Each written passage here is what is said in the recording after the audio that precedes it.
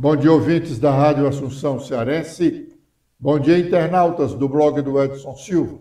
Estamos começando agora o nosso programa, o blog do Edson Silva, na Rádio Assunção Cearense. O Tribunal Regional Eleitoral está reunido agora. Já julgou alguns processos e o último processo foi relacionado às eleições municipais do município de Alto Santo, aqui no interior cearense.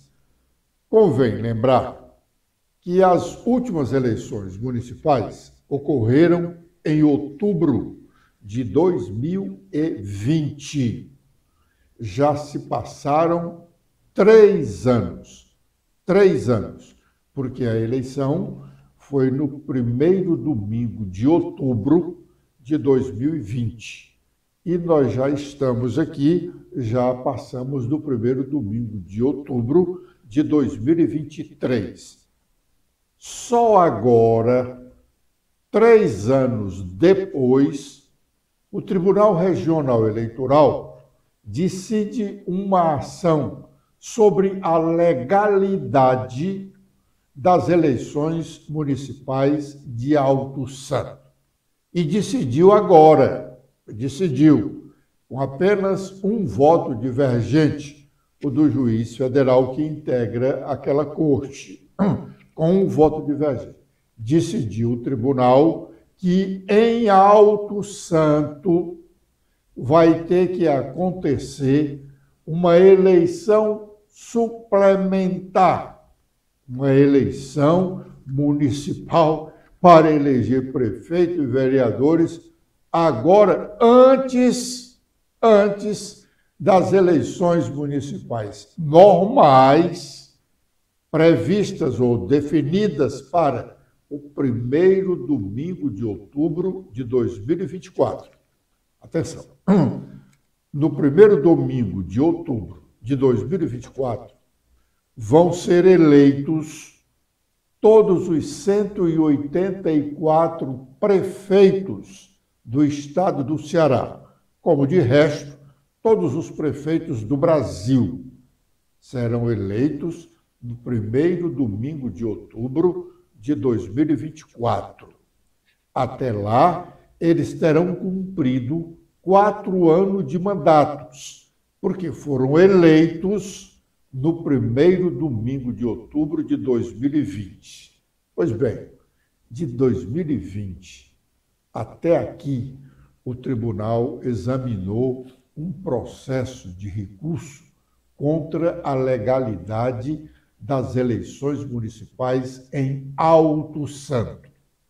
E hoje, 10 de outubro de 2023, decidiu que houve realmente ilegalidade na eleição municipal de Alto Santo e, por isso, terá que haver uma nova eleição para regularizar a situação. Olha lá, se foi ilegal, como é que esse prefeito e os vereadores passaram lá 3 anos? O tribunal disse que vai fazer a eleição dentro de 40 dias.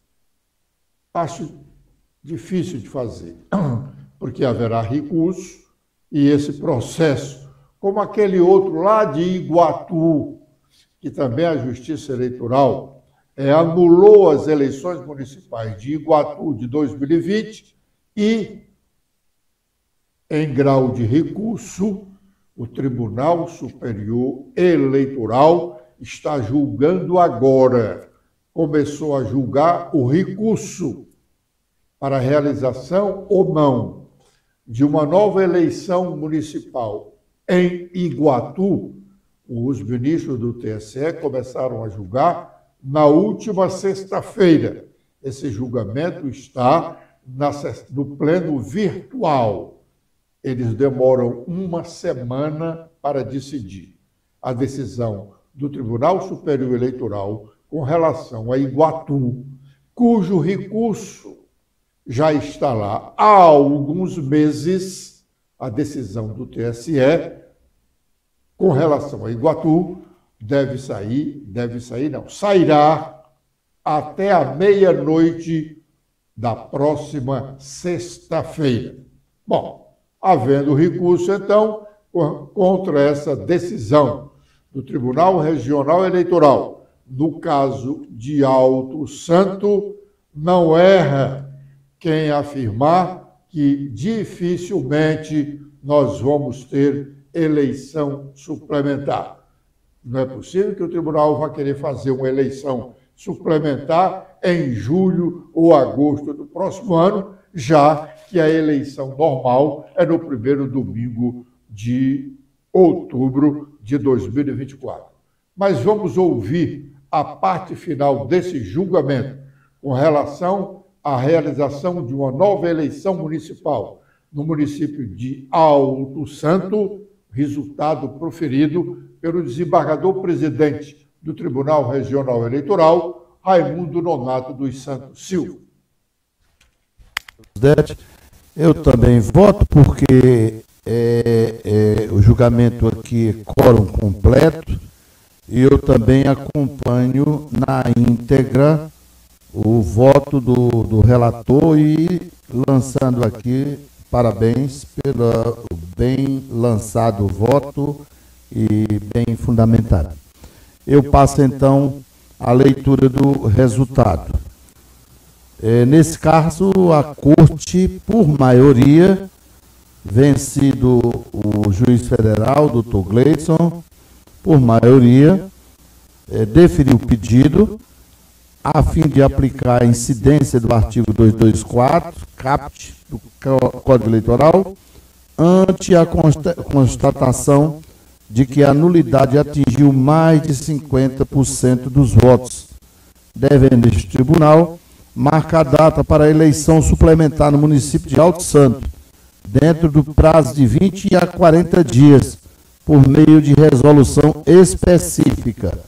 Por fim, determino que a Secretaria de Eleições, bem como a Secretaria de Informática, reúnam-se com a assessoria para tratar dos termos da resolução.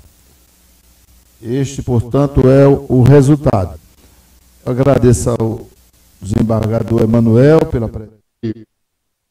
O resultado desse julgamento do processo do município de Alto Santos, em que o Tribunal Regional Eleitoral decidiu que lá haverá uma nova eleição, uma eleição suplementar, porque a Justiça Eleitoral constatou ilegalidade na eleição municipal de 2020. O jornal O Globo, em sua edição impressa desta terça-feira, 10 de outubro, relata o entendimento entre as direções nacionais do PDT e do PSB sobre a formação de uma federação partidária.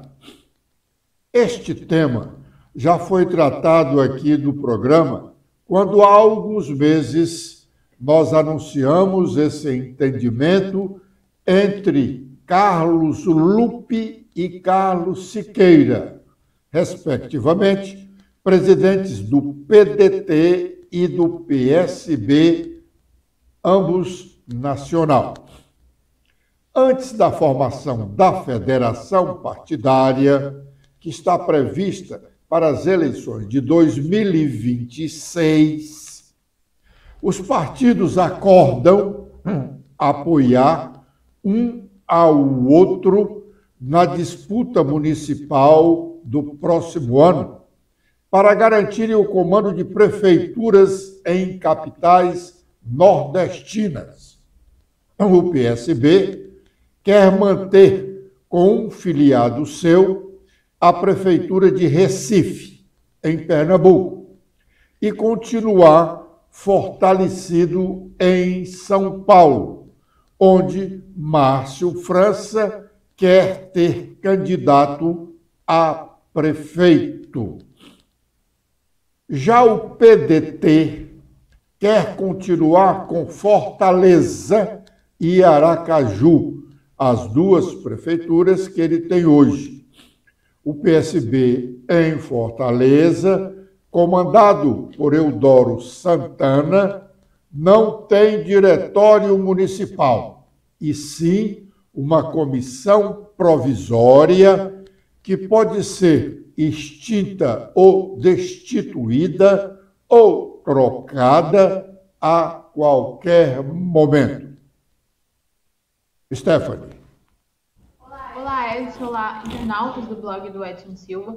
O Globo destaca que dois partidos da base aliada do governo de Lula, o PSB e o PDT, selaram um acordo para que viabilizam juntos candidaturas a prefeituras pelo país nas eleições de 2024. Segundo o blog do jornalista Lauro Jardim, do Globo, o acerto foi feito em uma reunião na semana passada entre as duas siglas, que são comandadas por Carlos Siqueira, do PSB, e pelo ministro Carlos Lupe, atual ministro da Previdência Social, que ele é o presidente licenciado do PDT. A ideia, por hora, é uma união acordada para que se montem chapas de prefeitos e de vice de acordo com a força dos partidos em cada uma das regiões. Entre as capitais, o PSB comanda Recife, com João Campos, que deve se candidatar à reeleição. Já o PDT governa Aracaju, com Edivaldo Nogueira, que cumpre o seu segundo mandato, e Fortaleza, onde o partido vive uma guerra interna que coloca os irmãos Cid e Ciro Gomes outra vez em lados opostos. No fim de agosto, o Diretório Estadual do partido autorizou a desfiliação do presidente da Assembleia Legislativa, Evandro Leitão. Ele é ligado à Cid e tem o apoio da maioria das lideranças da sigla para concorrer contra o atual prefeito, José Sarto, próximo a Ciro Gomes. Bom, a política cearense, lamentavelmente, pela má qualificação de algumas das suas lideranças partidárias, tem se notabilizado nos últimos dias a dar péssimos exemplos de comportamento ético e moral. Recentemente, falamos aqui da troca de agressões verbais entre dois deputados estaduais do PDT que pretendem ser presidente da Assembleia Legislativa. Um deles, Osmar Baquite, já é integrante da atual mesa diretora da Assembleia. A pior mesa diretora que a Assembleia já teve nos últimos 20 anos. E o outro brigão do PDT, Romeu Aldigueri, é líder do governo Eumano de Freitas. Pois bem, estes dois, recentemente, como já tratamos aqui, no restaurante Putinelli, da rua Oswaldo Cruz, protagonizaram uma briga que obrigou os empregados do restaurante a fecharem as portas do estabelecimento bem mais cedo que o previsto. De dedos em riste, um e outro se acusaram de ladrão, corrupto, detalhando parcialmente os crimes de ambos. Só não se acusaram de serem homossexuais, o que se deu na briga entre... A briga esta agora é mais recente. Na briga entre o deputado federal Eunício Oliveira e o suplente de deputado estadual Leonardo Araújo. Esta briga veio para as redes sociais e o Leonardo Araújo, advogado, a trouxe, talvez querendo processar o Eunício. Editou o diálogo que mais parece de dois marginais e nunca de um deputado federal e empresário que já foi até presidente do Congresso Nacional e, num determinado momento, quis ser governador do estado do Ceará. Ele brigou com o seu correligionário, suplente de deputado estadual, Leonardo Araújo, advogado e ex-deputado, repito. Pois bem, os dois se acusaram de serem homossexuais, não exatamente com esta palavra, mas com aquelas que vulgarmente são dirigidas a pessoas do sexo masculino que se relacionam sexualmente, não com mulheres, mas com indivíduos iguais. Do diálogo chulo, o que se pode dizer? Que um diz para o outro que ele é uma bichinha nojenta e ladrão. Veja bem que tipo de homens públicos nós estamos tendo hoje no Ceará. O relato dessa matéria, que deveria estar lá no final dos relatos policiais, eu faço para chamar a atenção dos cearenses. Nós merecemos melhores representantes, tanto na Assembleia, na Câmara Municipal, nas câmaras municipais, na Assembleia Legislativa, no Congresso Nacional. Esse tipo de gente não só enodoa a política, como traz prejuízo ao Estado e vergonha a todos nós cearenses. Agora é o momento de chamarmos as nossas manchetes. Olá, Edson. Olá a todos que acompanham o nosso programa desta terça-feira. Com as atualizações feitas no nosso blog, temos que Alexandre Padilha anuncia início de seleção dos projetos de prefeituras para o novo PAC. O ministro disse que também levou aos prefeitos o anúncio da aprovação no Congresso do apoio do governo federal à decisão de fazer essa antecipação de compensação da queda do ICMS que aconteceu no governo anterior, mas que ficou acordado com os estados de que o atual faria a compensação. Sobre estadual, a deputada doutora Silvana diz que o Partido Liberal quer fortalecer a participação da mulher conservadora na política. No início deste ano, a deputada e outros 3 deputados eleitos pelo PL, dentre os quais a deputada Marta Gonçalves, tiveram seus mandatos cassados pelo TRE devido a denúncias de irregularidades nas eleições.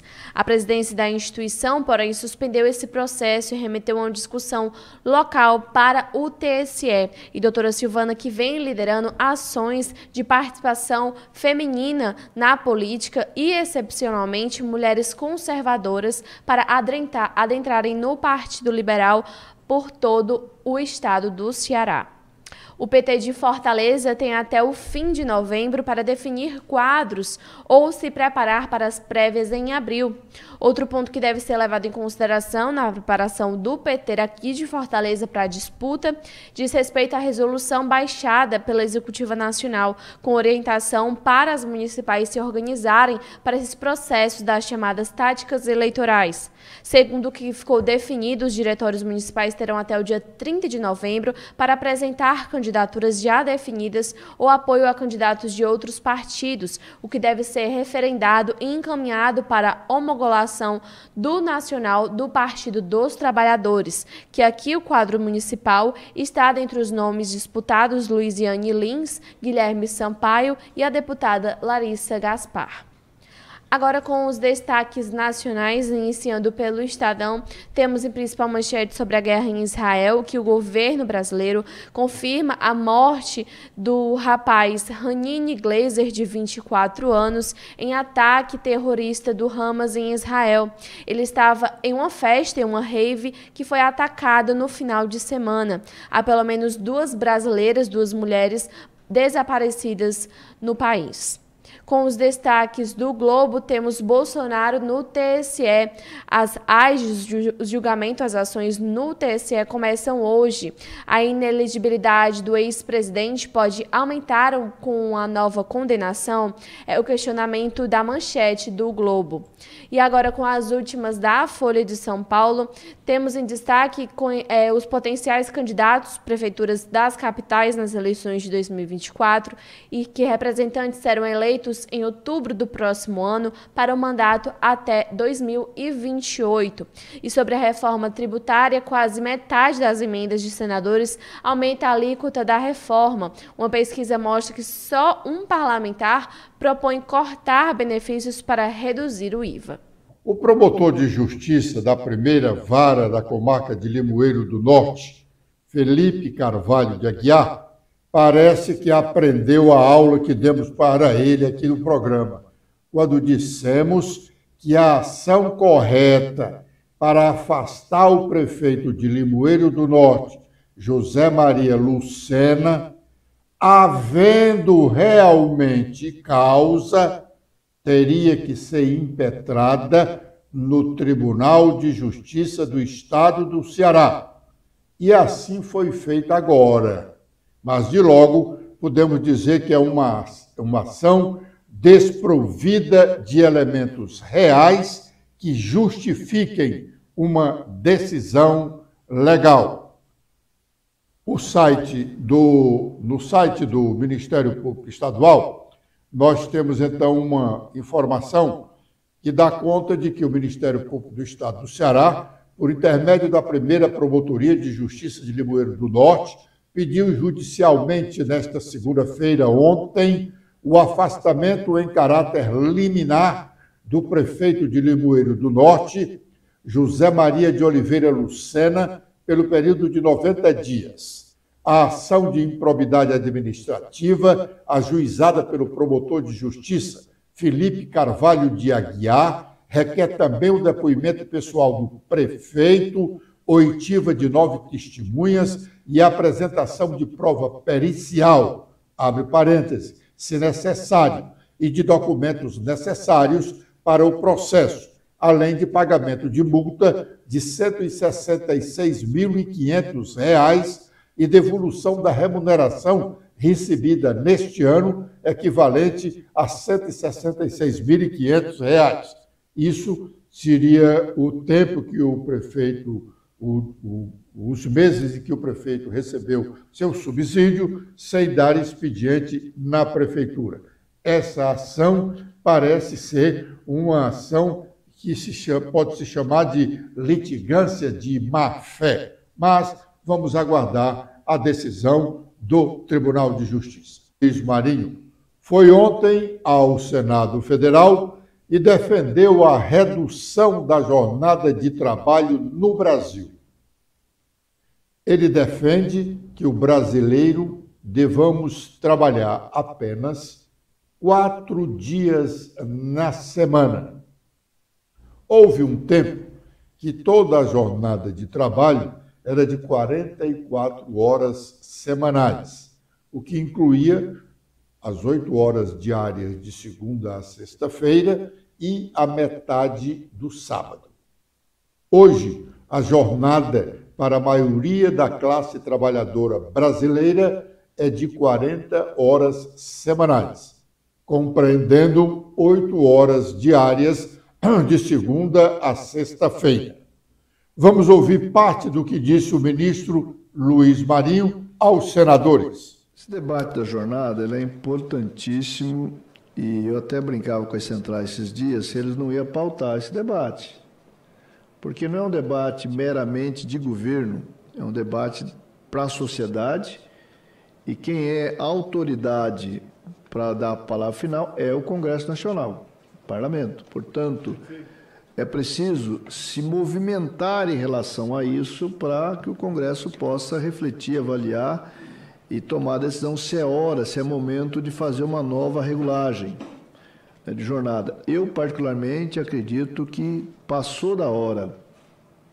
Acredito, sinceramente, que passou da hora. Não conversei sobre isso com o presidente Lula, evidentemente, portanto, estou falando a minha opinião, e não é opinião de governo, mas tenho certeza que o presidente Lula não bloquearia um debate onde a sociedade reivindicasse que o parlamento analisasse a possibilidade de redução da jornada de trabalho sem redução de salário, evidentemente, no Brasil. Até porque eu acho que a economia brasileira suportaria.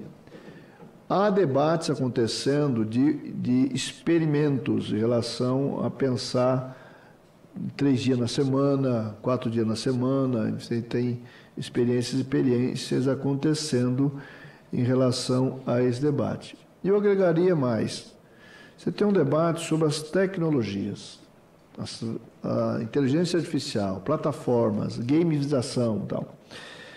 Que é o seguinte, isso é necessário que pense na jornada. Aliás, quando falava em tecnologia, eu imaginava que ela viria em benefício do conjunto da sociedade. Você trabalhar menos, né, e esse conhecimento ser distribuído para a sociedade como um todo. Mas observamos que ela também é apropriada por poucos para aumentar a exploração. É contraditório. Nós precisamos de que todas as tecnologias venham, todas as inovações venham em benefício do conjunto da sociedade, e não benefício econômico de poucos, né? Como é o caso, por exemplo, das plataformas, dos aplicativos, enfim. De fato, aqui há um desafio imenso colocado para a sociedade brasileira, a sociedade global, enfim, isso também se debateu. O Biden fez referência a isso, o presidente Lula fez referência a isso, o presidente Biden fez referência. Então, eu creio que a sociedade brasileira está na hora, sim, e o lugar, né, o palco, é o Congresso Nacional. Bom, me parece que essa proposta do ministro Luiz Marinho, no momento, não passa de uma ideia utópica. Nós precisamos de criar mais vagas de empregos. Temos muitos brasileiros desempregados. Mas será que a solução para criarmos mais empregos é reduzirmos a jornada de trabalho? Será que a nossa economia, as empresas que fazem gerar a riqueza do país, estão preparadas para aplicarmos uma ideia dessa? Bom, o Congresso vai discutir, a sociedade aqui decidirá sobre isso. Agradecendo a honrosa audiência dos ouvintes da Rádio Assunção Cearense e dos internautas do blog do Edson Silva, nós estamos encerrando o nosso programa de hoje, prometendo estar de volta amanhã com a proteção de Deus a partir das 11h45. Letícia. Eu também faço meus agradecimentos a todos que acompanharam o nosso programa de hoje. Vocês podem ver mais notícias apontando a câmera do celular de vocês para este QR Code. Espero revê-los no nosso programa de amanhã. Até lá!